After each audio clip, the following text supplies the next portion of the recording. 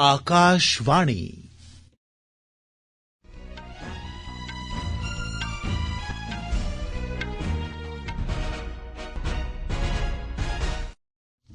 खबरां जगमोहन शर्मा कोला। पैहले इस वेले दियां खास खबरां। प्रधानमंत्री नरेंद्र मोदी होरें 17वीं लोकसभा दी खीरली बैठक गी अज्ज संबोधित कीता। लोकसभा ते राज्यसभा दी कारवाई अनमित्थे समें लेई स्थगित।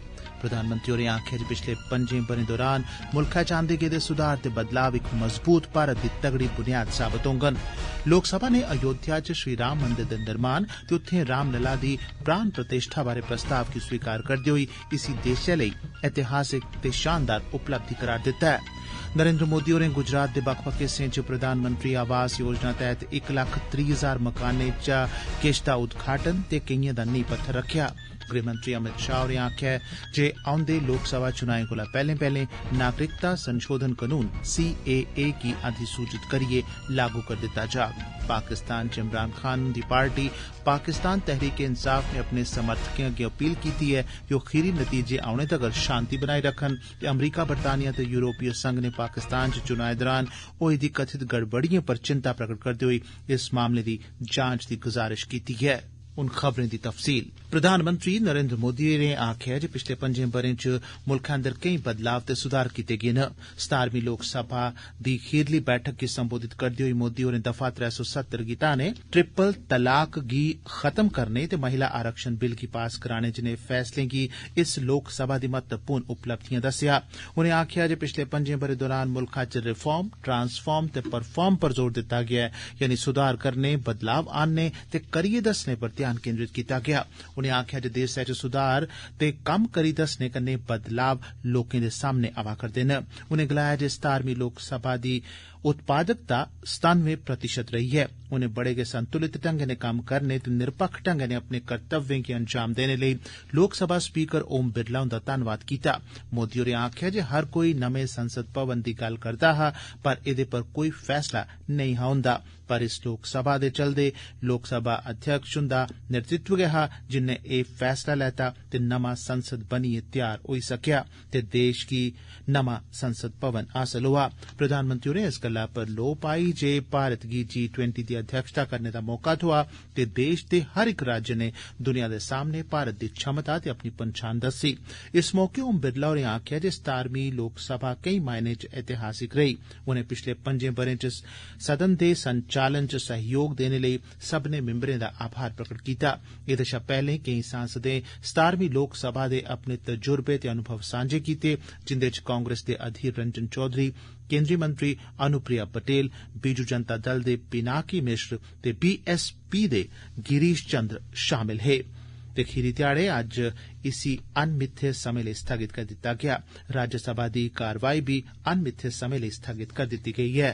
लोकसभा ने अयोध्या च श्री राम मंदिर दे निर्माण ते श्री राम लला हुंदी प्राण प्रतिष्ठा बारे अज्ज इक प्रस्ताव स्वीकार करदे होई इसी देसै लेई इक ऐतिहासिक ते शानदार उपलब्धि करार दित्ता। प्रस्ताव च आखेआ गेआ ऐ जे एह् देसै दी विकास यात्रा च कदें नेईं भुल्लने आह्ली घटना ऐ ते इस समाजी, सांस्कृतिक ते ऐतिहासिक मायने कन्नै बी बड़ी महत्वपूर्ण ऐ। इस गैं दी सराहना करदे होई प्रस्ताव च इब्बी आखेआ गेआ ऐ जे प्रभु श्री राम, माता सीता ते रामायण भारत दी संस्कृति ते सभ्यता दे हर इक पहलू च मजूद न।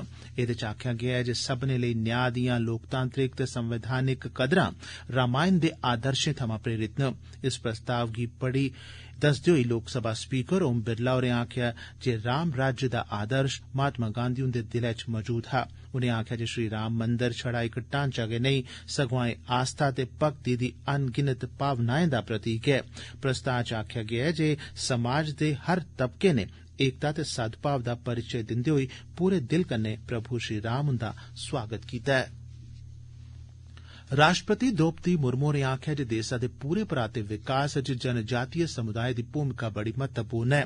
नमीं दिल्ली च सालाना राष्ट्रीय जनजातीय उत्सव आदि महोत्सव 2024 दे उद्घाटनी सत्र दौरान भाषण दिंदे होई राष्ट्रपति होरें आखेआ जे आदि महोत्सव जनजातीय संस्कृति ते विरासत दा इक अनोखा मेल ऐ। उनें समाज दे दबोए लतरोए दे तबकें दे धड़ें दे विकास ते उनेंगी उबड़ा चुकने लेई टेक्नोलोजी दे इस्तेमाल दी जरूरता पर भी जोर पाया। इस मौके पर बोलदे होई जनजातीय मामले दे मंत्री अर्जुन मुंडा होरें जनजातीय समुदायें दे कलाकारें ते उद्यमिएं दी मदद लेई इक नमां कोष शुरू करवाया।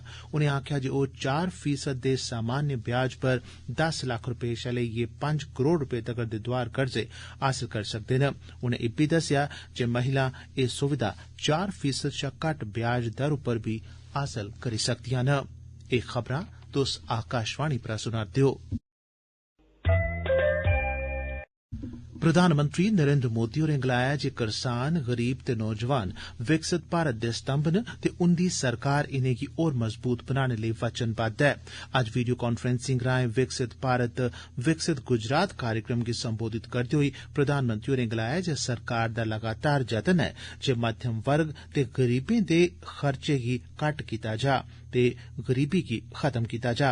उनें गलाया जे सरकार मध्यम वर्ग दे बिजली दे बिल गी घट्ट करने लेई पैहले गेड़ च देश दे 1 करोड़ शा मते घरें च सौर ऊर्जा कन्नै चलने आले पैनल घरें दिएं छत्तें पर लाए जाने दे कार्यक्रम सरकार ने तैयार कीते दा ऐ।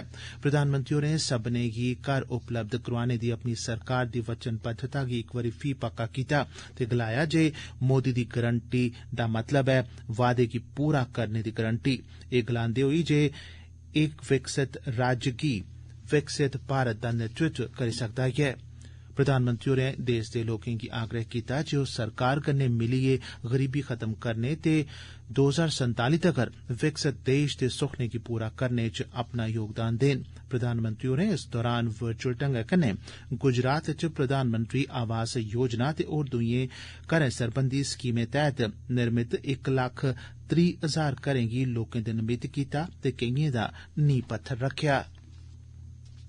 केंद्रीय खजाना मंत्री निर्मला सीतारमण होरें आखेआ जे उपरोतली जतनें ते असरदार नीतिगत योजनाएं दी मदद कन्नै भारतीय अर्थव्यवस्था गी परतियै पटरी पर आंदा गेआ ऐ।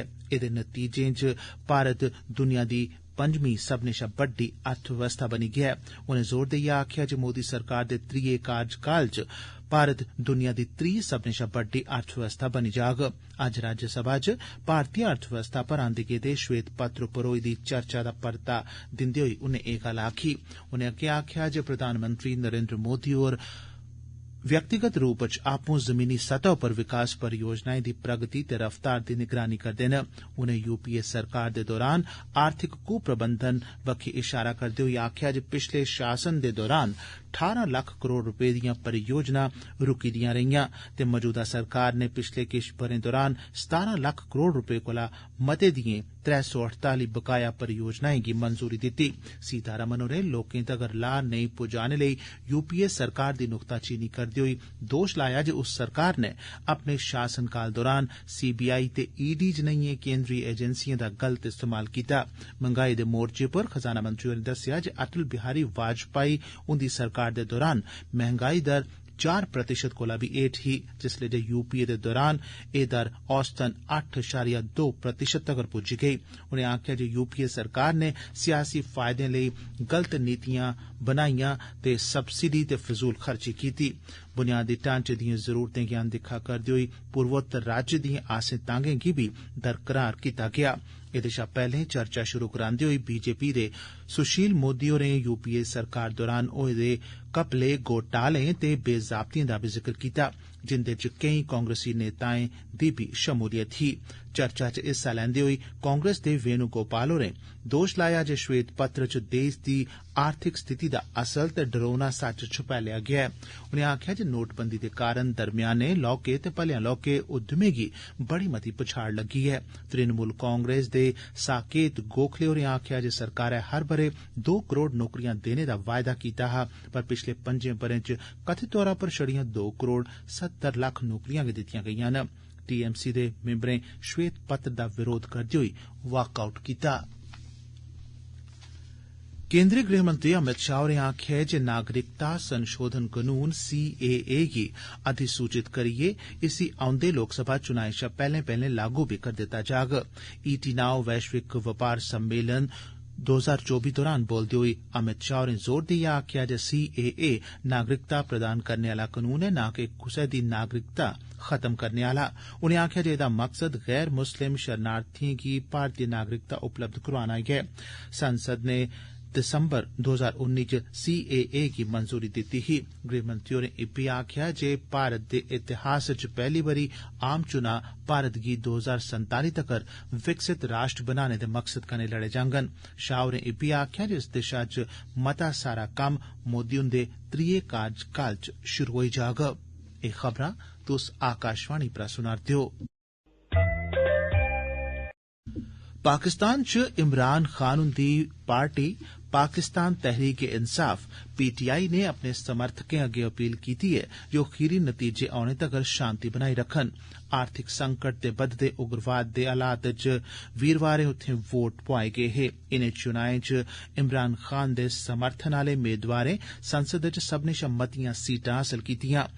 नवाज शरीफ हुंदी पार्टी पाकिस्तान मुस्लिम लीग N ने 71 सीटें पर जित्त हासल कीती, जिसलै जे बिलावल भुट्टो जरदारी दी पार्टी पाकिस्तान पीपल्स पार्टी गी 53 सीटां हासल होईयां।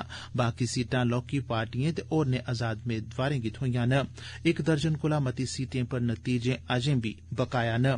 साबका प्रधानमंत्री इमरान खान गी 9 मई गी फौजी ठिकाने पर होए दे हमले दे 12 मामलें च जमानत थ्होई गेई ऐ, पर होर दुए मामलें च उंदा दोश साबत होए दा होने कारण ओह अजें जेल च गै बंद रौह्ङन।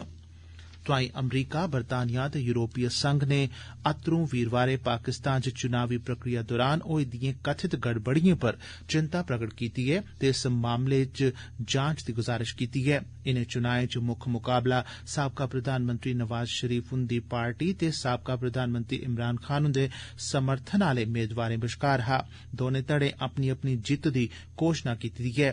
पाकिस्तान नेशनल असैम्बली दिएं 265 सीटें लेई वोट वीरवारें पाए गे हे। कुसै बी दल गी साधारण अक्सरियत लेई 133 सीटें दी लोड़ ऐ।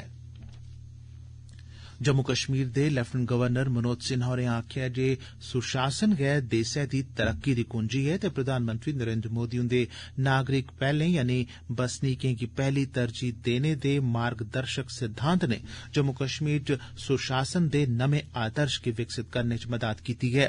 अज्ज नमीं दिल्ली च आयोजित सुशासन महोत्सव 2024 गी संबोधित करदे होई मनोज सिन्हा होरें दफा 370 गी हटाने दे बाद जम्मू कश्मीर दी विकास यात्रा पर बी लोऽ पाई। उनें आखेआ जे उंदे प्रशासन ने नीतिगत प्रदर्शन च सुधार ते भविक्ख दिएं चुनौतिएं कन्नै निबड़ने लेई केई गैंई पुट्टियां न। उनें आखेआ जे सुशासन लेई भविक्ख दा इक नमां आदर्श कायम करने लेई सरकार आर्टिफिशियल इंटेलीजेंस ते आंकड़ें पर आधारित रणनीति जनेह् साइंसी ढंग तरीके अपनाने बक्खी चेचा ध्यान केंद्रित करा करदी ऐ। CBI आसेआ दायर FIR दा संज्ञान लैंदे होई मुंबई जोनल दे नारकोटिक्स कंट्रोल ब्यूरो दे साबका जोनल निदेशक समीर वानखेड़े खलाफ गैर कनूनी तौरा पर पैहे दे लैन देन दा मामला दर्ज कीता गेआ। प्रवर्तन निदेशालय ED ने फिल्म अभिनेता शाहरुख खान दे परिवार कोला उंदे बेटे गी ड्रग्स आले मामले च छोड़ने लेई समीर वानखेड़े पर कथित तौरा पर 25 करोड़ रपे दी रिश्वत मंगने दा आरोप ऐ। इस मामले च समीर वानखेड़े ते किश होर लोक मुंबई क्रूज मामले दे आरोपी न। शिक्षा, कौशल विकास ते उद्यमिता मंत्री धर्मेन्द्र प्रधान होरें गलाया जे भारत दे प्राचीन ग्रंथें कताबें दी दुनिया गी सग्गोसार कीता ऐ। अज्ज नमीं दिल्ली दे भारत मंडपम च 52वें नमीं दिल्ली विश्व पुस्तक मेले गी संबोधित करदे होई उनें गलाया जे एह् मेला दुनिया भर दी बक्ख-बक्ख संस्कृतिएं, साहित्य ते कलात्मक अभिव्यक्तिएं दा अनूठा संगम ऐ।